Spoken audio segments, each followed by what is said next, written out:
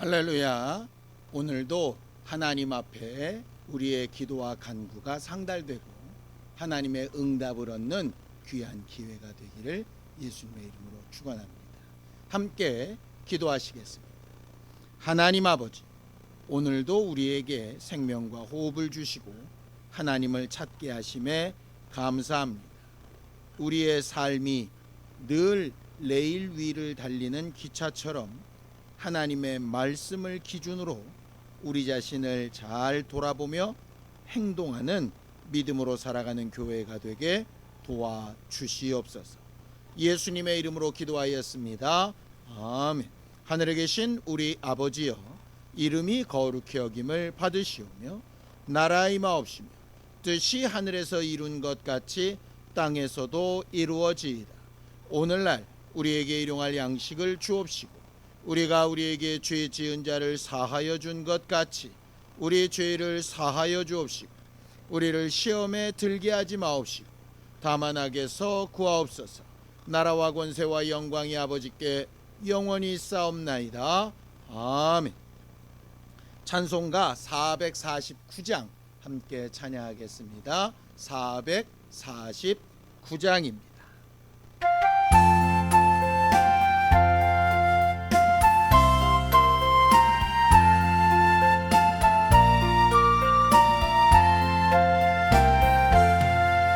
예수 따라가며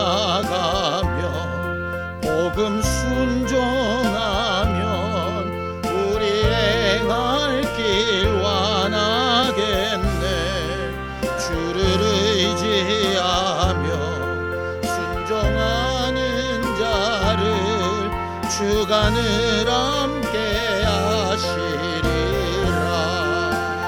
의지하고 순종하는 길은 예수 안에 즐겁고 복된 길이로다. 해를 당하거나 우리 고생할 때 주가 위로해 주시겠네. 주를 의지하며 순종하는 자를 주가 안위해 주시리라. 의지하고 순종하는 길은 예수 안에 즐겁고 복된 길이로다.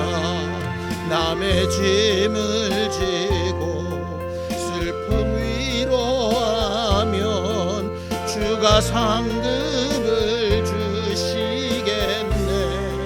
주를 의지하며 순종하는 자를 항상 복내려 주시리라.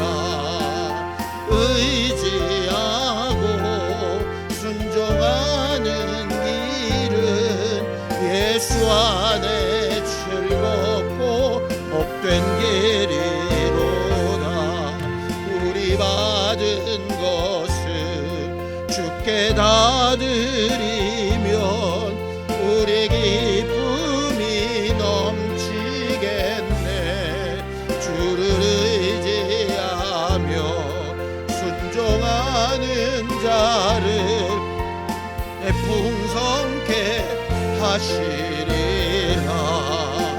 의지하고 순종하는 길은 예수 안에 즐겁고 복된 길이로다.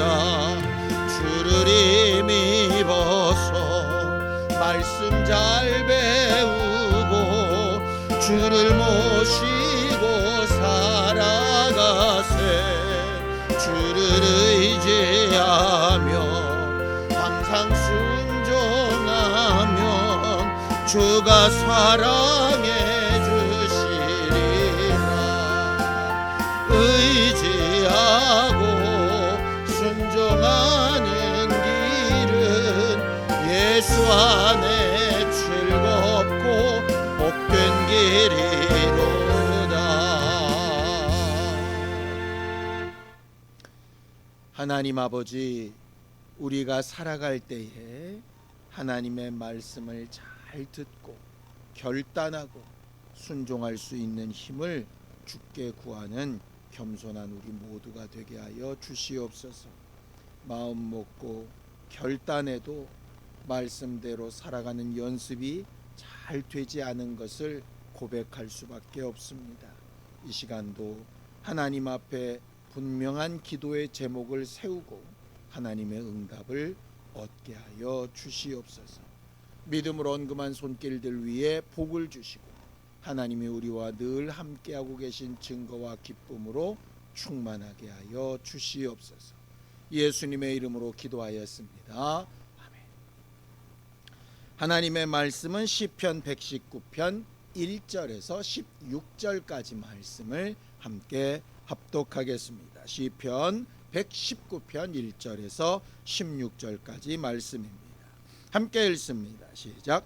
행위가 온전하여 여호와의 율법을 따라 행하는 자들은 복이 있으며 여호와의 증거들을 지키고 전심으로 여호와를 구하는 자는 복이 있도다. 참으로 그들은 불의를 행하지 아니하고 주의 도를 행하는도다. 주께서 명령하사 주의 법도를 잘 지키게 하셨나이다. 내 길을 굳게 정하사 주의 율례를 지키게 하소서. 내가 주의 모든 계명에 주의할 때에는 부끄럽지 아니하리이다.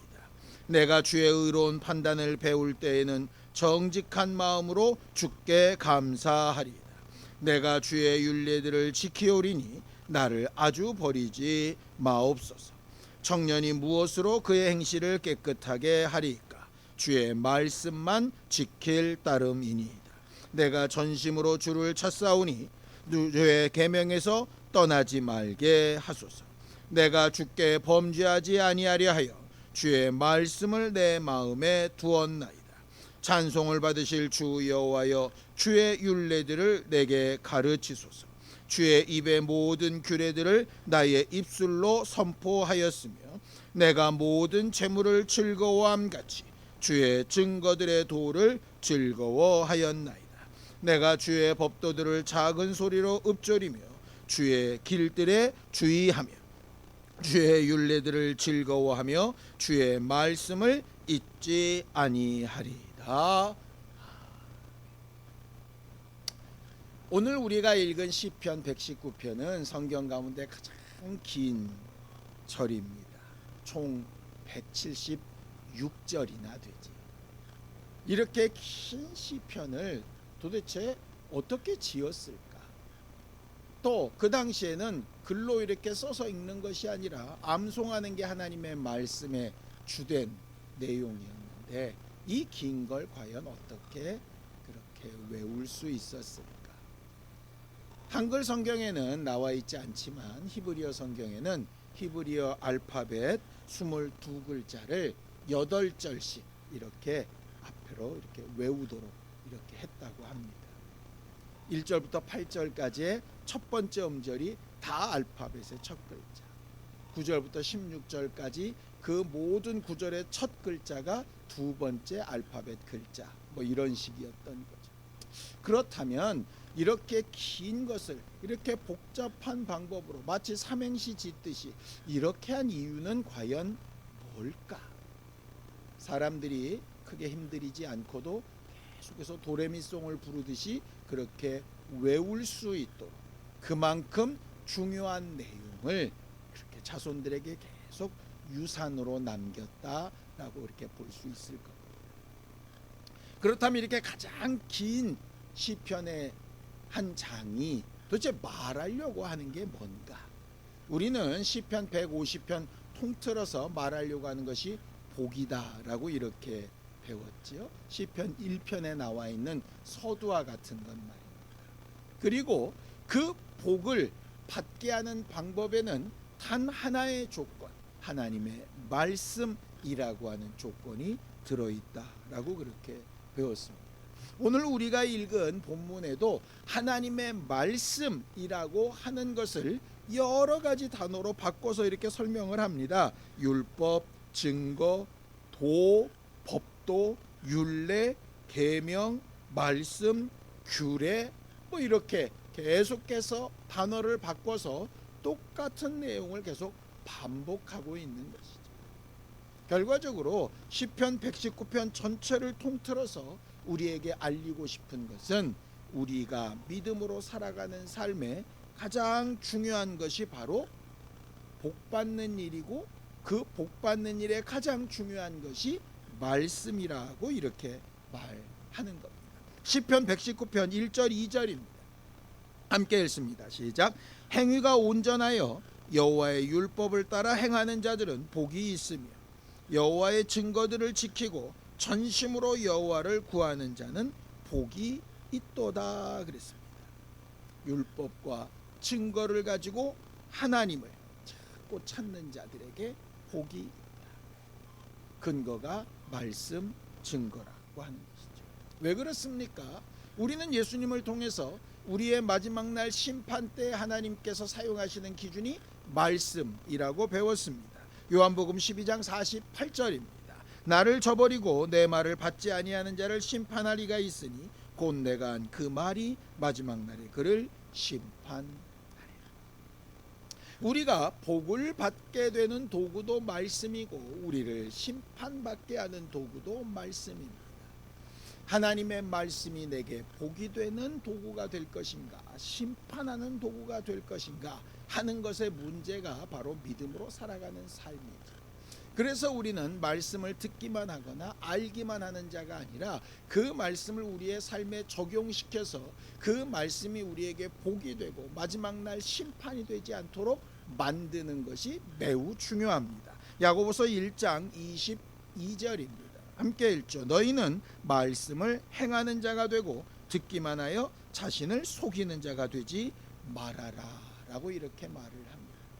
믿음으로 살아가는 삶이 뭡니까? 결과적으로 믿음은 들음에서 나고 들음은 그리스도의 말씀으로 말미암는데 그 말씀대로 살아가는, 행동하는 삶이라고 하는 말입니다. 말씀으로 행동하는 삶에 결국 구원도 있는 것이고 생명도 있는 것이고 복도 있는 겁니다. 그 말씀으로 살아가는 일이 없게 되면 결국 생명도 구원도 복도 멀어지게 되는 것이고 결국 남는 것은 심판만 남게 되는 것이죠. 시편 119편 9절에서 10절입니다. 함께 읽죠. 청년이 무엇으로 그의 행실을 깨끗하게 하리이까? 주의 말씀만 지킬 따름이니이다. 내가 전심으로 주를 찾았사오니 주의 계명에서 떠나지 말게 하소서.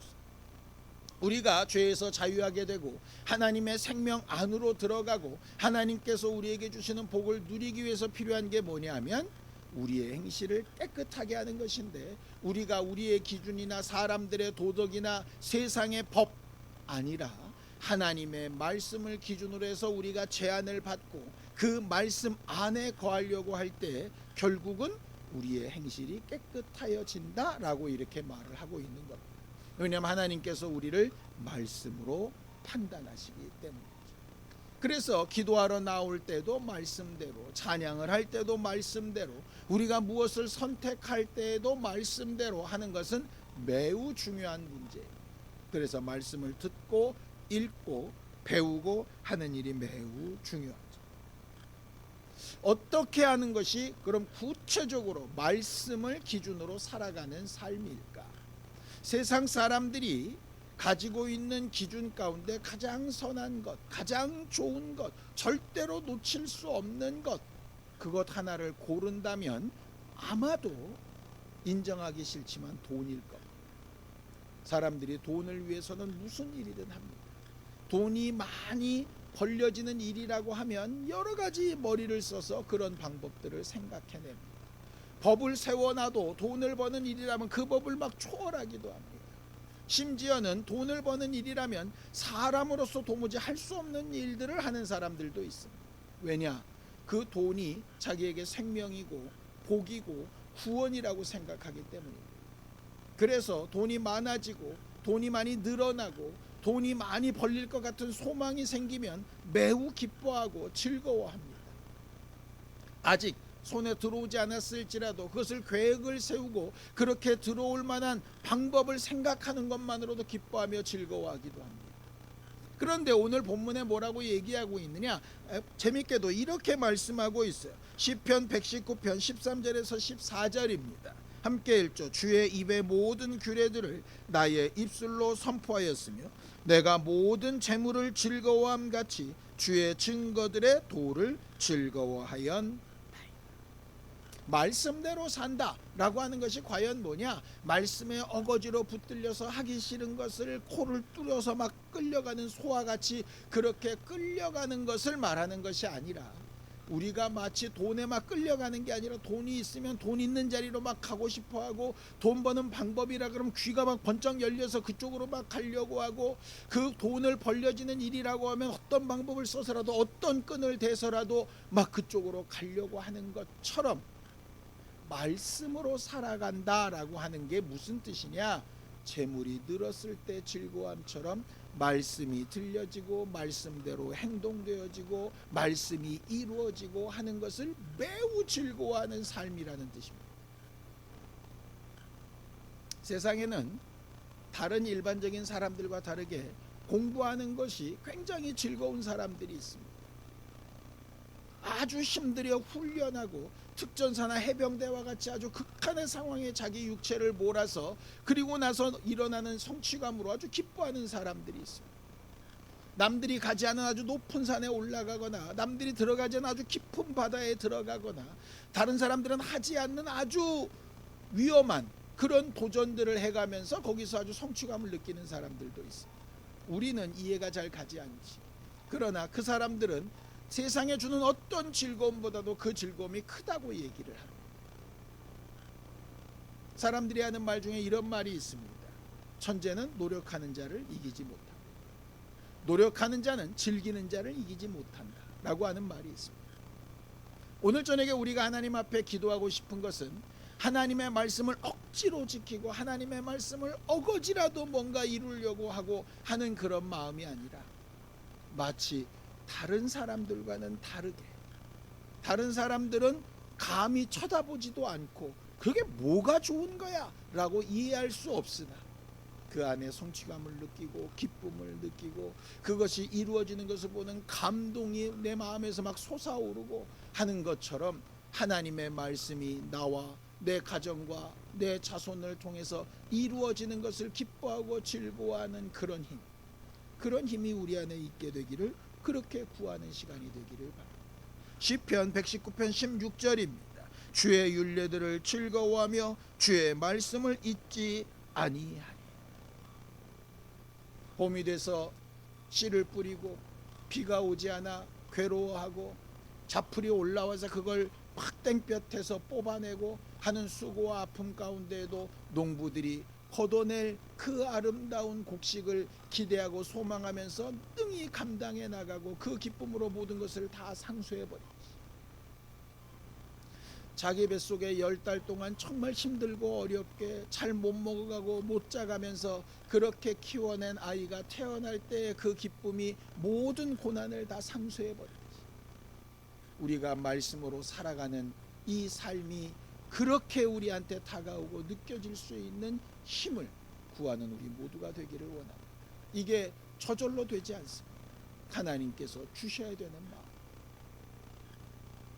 어렵고 힘들 수 있지만, 내가 지금까지 해왔던 방식과 다를 수 있지만, 하나님의 법이, 하나님의 규례가, 하나님의 율례가, 하나님께서 우리에게 주신 증거가 우리 안에 분명히 있어서 그것이 이루어지고 내게 적용되어지고 나를 통하여 선포되어지고 그것을 바라보는 기쁨과 감사가 내 안에 넘쳐서 하나님이 하셨다라고 하는 그 말을 하는 기쁨으로 모든 것을 다 능가할 수 있는 우리 모두가 되기를 예수님의 이름으로 축원합니다.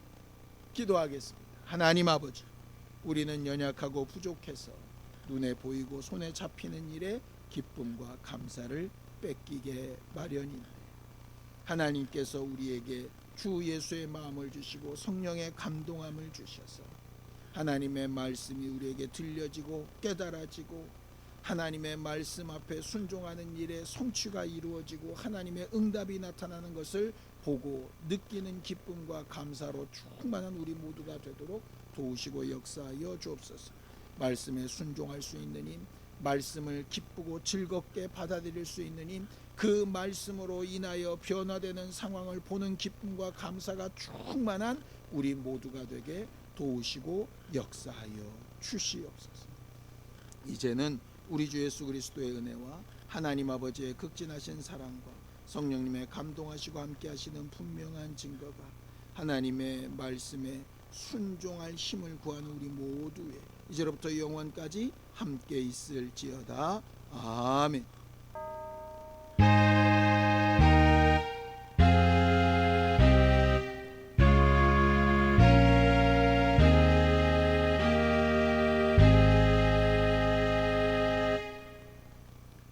우리 삶에 하나님이 주시는 기쁨이 충만하도록 함께 기도하시겠습니다.